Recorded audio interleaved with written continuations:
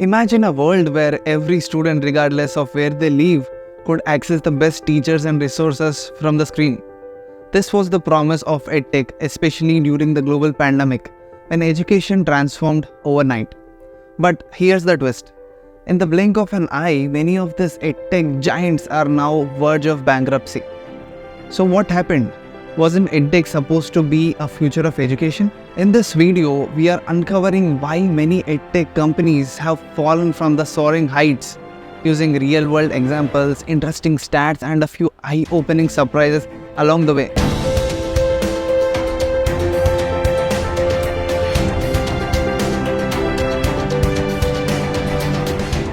Let's go back a few years. In 2020, the EdTech market was worth around $254 billion. Not only that, the investors were pouring money into these companies betting on high-growth industries. Take Byju's, an Indian EdTech giant which raised over $5.5 billion from top investors like Blackstone, Chain Zuckerberg Initiative. Suddenly, education has gone digital in a big way. Then COVID-19 hit, and this version accelerated. Schools shut down and millions of students moved to online platforms. Byju's user base has exploded from 42 million to over 100 million practically overnight. EdTech was on fire and world was watching. With big dreams, big wallets, companies went all out. Byju's, valued at a whopping 22 billion, was an acquisition spare, spinning up companies like Akash Education Services, White Hat Junior. Then there's 2U, which bought edX for $800 million in 2021, staking its claim as a leader in online education. For a moment, it's like nothing could stop these EdTech giants. But then, the reality hit. Expanding at lightning speed isn't easy. Byju's, for instance, took on more companies than it could handle, and the financial strain was real. Fast forward 2023, Byju's laid off 1,000 employees as the financial strain of these acquisitions began to show. Rapid growth, it turns out, comes as a cost. Meanwhile, 2U's debt spread to $459 million, and in July 2024, it filed a Chapter 11 bankruptcy, unable to manage its massive debts. These were signs that EdTech wasn't as invincible as it seemed. Market saturation. As the pandemic eased, the EdTech market became the battleground. With so many players, competition with intense and revenue build, companies like Unacademy, Vedantu, which are all rose rapidly, began struggling. Laying off becoming common, and suddenly the EdTech dream was fading. Funding slowdown. Post-pandemic, the funding spare came to a halt. Investors, once eager, now grow cautious. Without proven paths to profitability, EdTech companies found themselves cut off from the venture capital. Many startups depended on consistent funding rounds to survive, but with capital drying up, they were in trouble. Publicly traded EdTech companies saw their valuation crash, losing half of their stock value. Investors weren't as hopeful as before.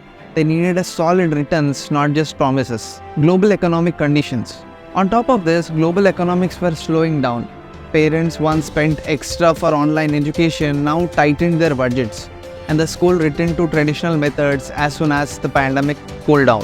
When people had a few dollars to spare, EdTech wasn't always at the top of their list. Let's talk about Byju's.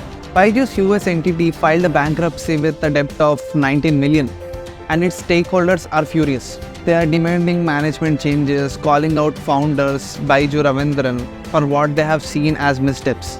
Once a hero in an EdTech world, Byju's is now facing monument challenges. This twist is a classic example of how high-growing companies can suddenly find itself to the edge. Lido Learning. Lido Learning is another cautionary story. After talks of acquisition with Reliance Industries fell through, Lido Learning failed its bankruptcy. It has raised $20 million, but operational costs ballooned out of control. Reports revealed that teachers went unpaid for months, and the company's lack of financial clarity was troubling. For Lido, the promise of future with financial stability went out almost overnight. Here are some common pitfalls leading to the failure. Inadequate market research. Many EdTech startups assumed they knew their audience but missed the mark. For example, some companies focus heavily on advanced features without understanding their users, whether they need simpler, accessible solutions or not. It's one thing to innovate and another to ignore user needs. Unnecessary technological integrations. AI, blockchain, virtual reality, these are powerful tools, but they don't fit everywhere.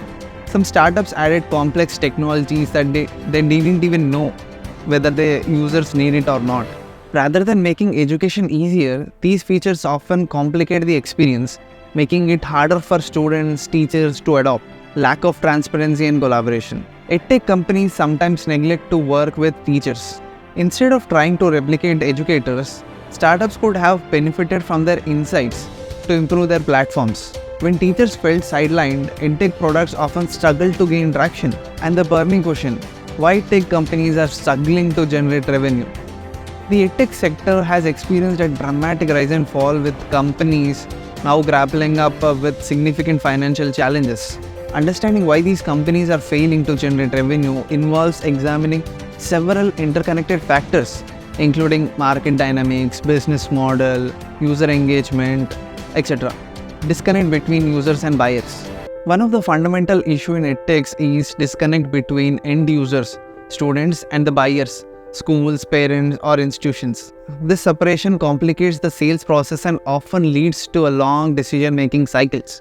As noted by industry experts, EdTech is almost always purchased by someone other than the learner, which can delay the adoption of effective solutions and the entrenched subpar product in the market. This disconnect means that even if a product is effective, it means it takes time for a decision makers to recognize its value, leading to a slower revenue generation, inflated valuations, and unsustainable business models. Many EdTech companies raised sustainable amount of funding during the pandemic at the inflated valuations based on projections growth that has not materialized. For instance, Indian EdTech sector saw valuations soar, with the startups raising funds from a revenue multipliers ranging from 100 to 5,000 times their revenue.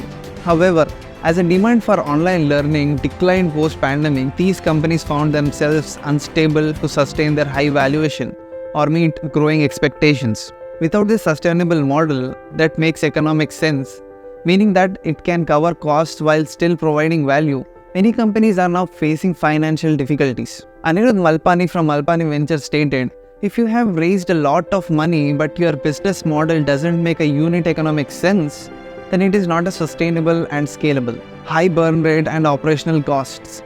Many EdTech startups have high operational costs due to aggressive marketing strategies, employee compensation packages designed to attract top talent. For example, QMath reported an expenditure increase of over 64% in FY22, primarily driven by employee benefits and advertising costs. 64%. This high burn rate can quickly deplete cash reserves, especially when revenue growth does not keep pace. The need for consistent innovation and marketing to stand out in a crowded market further exacerbates these costs. Consequently, many companies find themselves in a precarious financial position where they cannot generate enough revenue to cover their expenses. Intense competition leading to price wars. The EdTech market is saturated with numerous players vying for attention. This intense competition have led to price wars, where companies often steep discounts or give free trials to attract users. While this strategy may temporarily boost user acquisition numbers, it often results in unsustainable pricing models that do not allow for profitability. As more established players dominate the market, small startups struggle to compete without compromising their pricing structures or cutting corners or quality. Inadequate market research and misaligned offerings. Many EdTech startups fail because they do not adequately understand their target markets. Poor market research can lead to product offerings that do not resonate with users or fail to address the real education challenges. For instance, even if an app gains thousands of downloads, only a small fraction of users may convert into paying customers due to unclear value propositions or misaligned features. This lack of alignment between what user wants and what company offers can severely limit the revenue potential. Complex sales cycles and long adaptation time. The sales cycles for EdTech institutions are often lengthy because of bureaucratic process and budget constraints. Unlike customer tech products, they can achieve rapid adaptation through viral marketing. EdTech solutions typically require extensive vetting by educators and administrators before they can implement it in the classroom. This constraint means that even well-designed products may take years to gain traction in schools or corporate training environments. Regulatory challenges and quality control issues. The lack of regulatory in EdTech industry has led to quality issues that affect trustworthiness and reputation. Many startups operate without standardized matrices for measuring educational efficiency, making it difficult for buyers to access which product provides genuine value. As a result, potential customer may hesitate to invest in new technologies without clear evidence of effectiveness. So, what's the future look like for EdTech? While some companies stumble, there are still some hope for EdTech. What's needed is now to shift its priorities, quality over quantity. Instead of expanding endlessly, companies should focus on creating high quality content that really helps students. Collaborate with educators. Partnering with teachers adds credibility and improve adoption, especially if the teacher sees these tools as complements to their work. Infrastructure development. Working with governments and non-profits to improve access to technology could extend EdTech's reach to unserved areas. So, here are some key takeaways from this video. The collapse of the dream. The fall of EdTech reminds us that big visions need solid foundations. Sustainable growth, sound financial management, and adaptability are essential. What do you think? Are EdTech companies doomed, or is there still hope for its resurgence? Let us know in the comment section below. Stay tuned for more business dramas and marketing sagas. Don't forget to hit like and subscribe if you haven't already. Until then.